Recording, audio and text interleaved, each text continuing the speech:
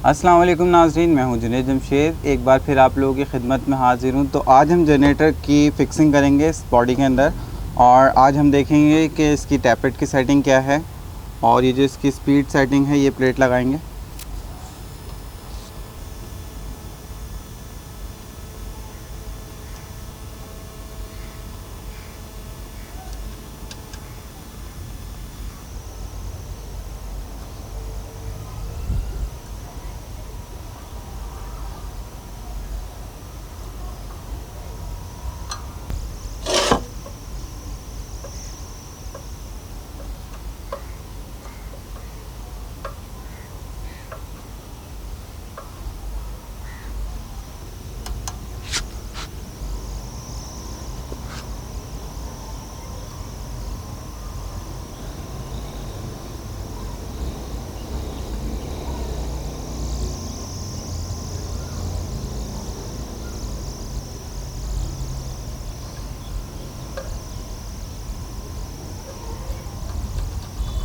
इसके बाद इसका स्प्रिंग लगा देंगे हम।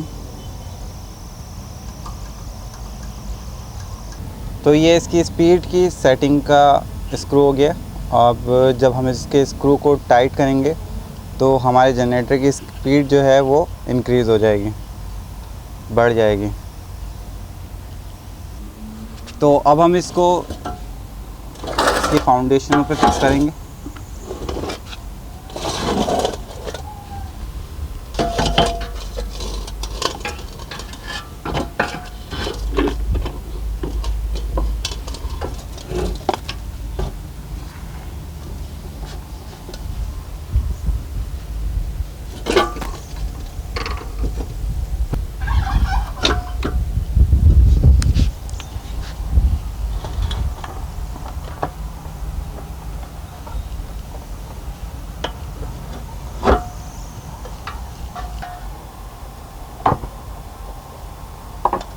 छोड़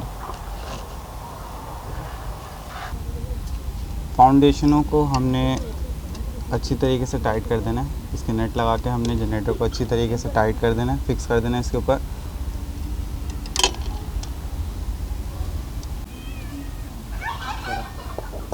तो जनरेटर की फाउंडेशन में 4 बोल्ट होते हैं, तो हमने 4 नट लगा के इसको अच्छे से फिक्स कर लेना है इसकी बॉडी के ऊपर। और ये जो फाउंडेशन के नट होते हैं इसको अच्छी तरीके से टाइट करते हैं, क्योंकि जनरेटर जब चल रहा होता है तो वो वाइब्रेशन क्रिएट करता है। जो वाइब्रेशन प्रोड्यूस होती है, तो ये जो फाउंडेशन है इसके अंदर ये पोर्शन जो है ये रबर का होता है, तो ये जो वाइब्रेशन होती है इसको अपोज करता है।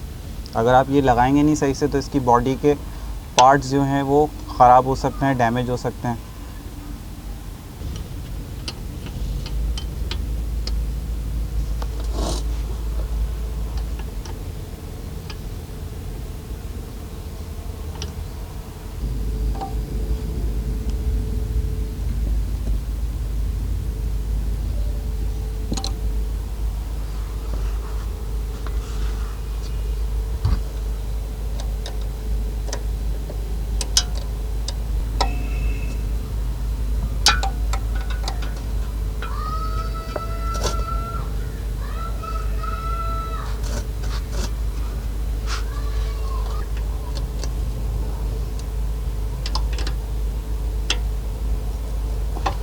तो इसकी वायरिंग के कनेक्शन भी कर लेते हैं। ये हरा वाला कनेक्शन जो है ये इसकी बैटरी का कनेक्शन है, ये ब्रिज रेक्टिफायर को जाएगा। इससे बैटरी चार्जिंग के पॉइंट्स निकलते हैं। और ये AVR का कनेक्शन हमने पहले ही लगा दिया था, और ये इसकी मेन सप्लाई है।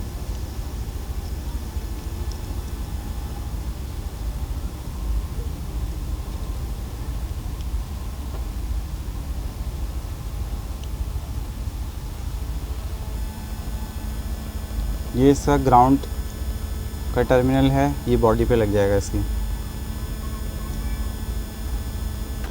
तो अब हम इसके ग्राउंड का ये टर्मिनल लगाएंगे। ये बहुत इंपॉर्टेंट है लगाना, क्योंकि इसकी बॉडी में करंट ग्राउंड हो जाता है। अगर कोई भी करंट पास थ्रू हो रहा है इसकी बॉडी से तो वो फ़ौरन ग्राउंड हो जाएगा, तो ये लगाना बहुत ज़रूरी है।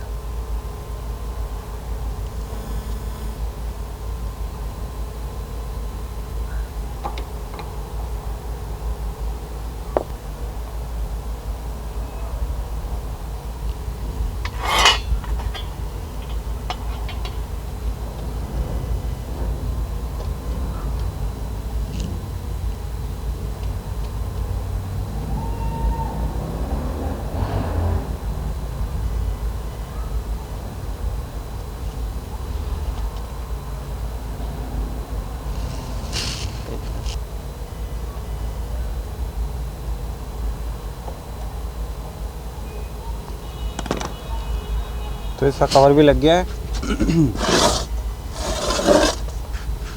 अब इसकी सिर्फ टैपेट की सेटिंग रह गई है। अब हम देखेंगे ये कैसे होगी।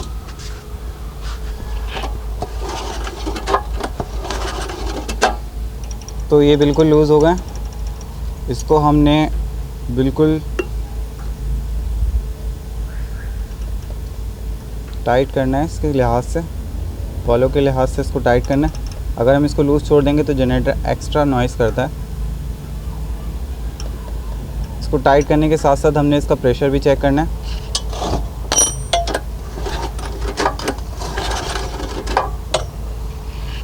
फिल वक्त प्रेशर सही बन रहा है।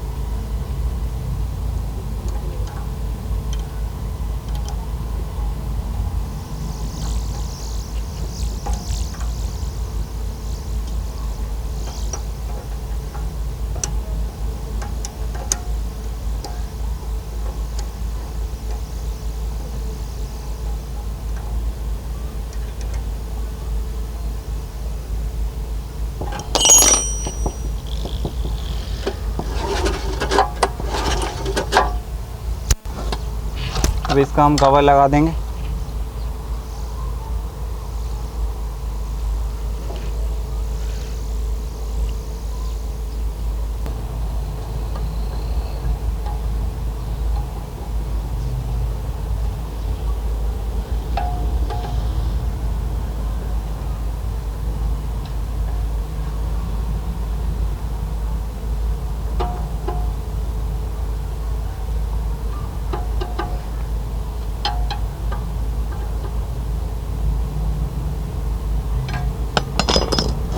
तो जनरेटर की टैपेट की सेटिंग भी हो गई। क्योंकि ये फ़र्स्ट टाइम चल रहा है, इसका हेड सिलेंडर का काम होगा, ये फ़र्स्ट टाइम चल रहा है, इसके वाल्व वगैरह सब नए बने हुए हैं, इसलिए हमने इसके वाल्व जो हैं वो बिल्कुल टाइट करके फ़िक्स किए हैं। इसकी सेटिंग जो होती है वो सिलेंडर के लिहाज से होती है। क्योंकि प्रेशर बन रहा है अभी, तो मैंने इसके वाल्व बिल्कुल फ़िक्स करके लगाएं। अगर ये प्रेशर नहीं बन रहा होता तो हम टैपेट की और सेटिंग करते।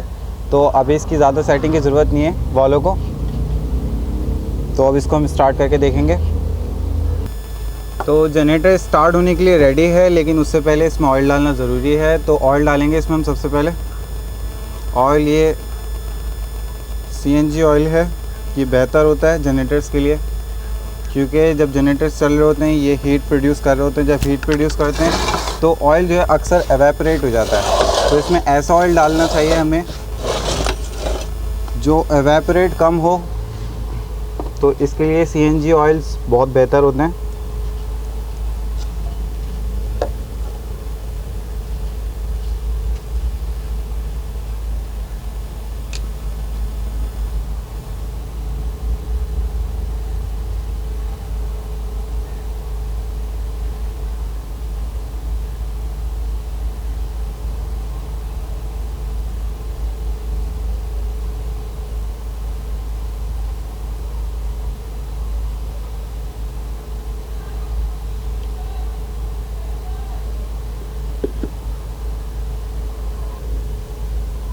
तो इसके ऑयल गेज से हम चेक करते रहेंगे कि ऑयल जनरेटर की रिक्वायरमेंट के लिहाज से आ गया है।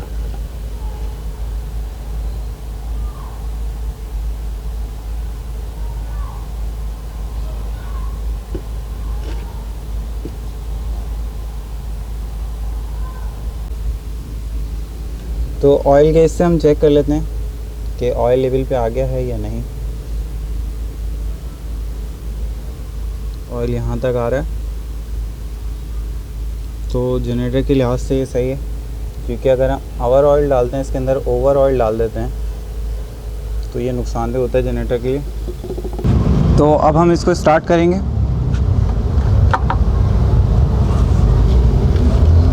यहाँ पे हमारे पास 220 वोल्ट की LED बल्ब मौजूद है जो 220 वोल्ट पे ऑपरेट होती है। इसको हम लगा के इसका लोड चेक करेंगे। तो सबसे पहले हम जनरेटर के अंदर पेट्रोल डाल लेते हैं।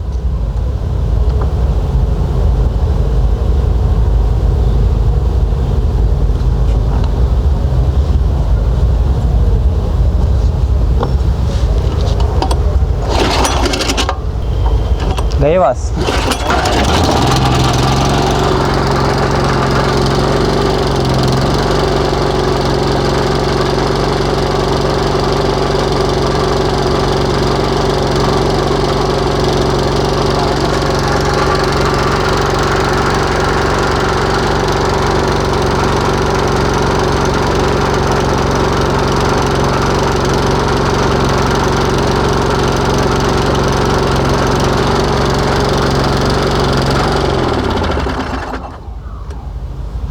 तो ये जो जनरेटर के ट्यूटोरियल्स हमने बनाए थे, इसमें हमने कंप्लीट तौर पे आपको बताया था जनरेटर की असेंबलिंग किस तरीके से होती है, इसको आपने किस तरीके से फ़िक्स करना है, इसकी वाइंडिंग और इसकी करंट कॉइल किस तरीके से सेट करते हैं। तो ये तमाम प्रोसीजर हमारा बताने का मकसद ये था कि जो पर्सन सीखना चाहता है तो वो सीख सकता है हमारी वीडियो से।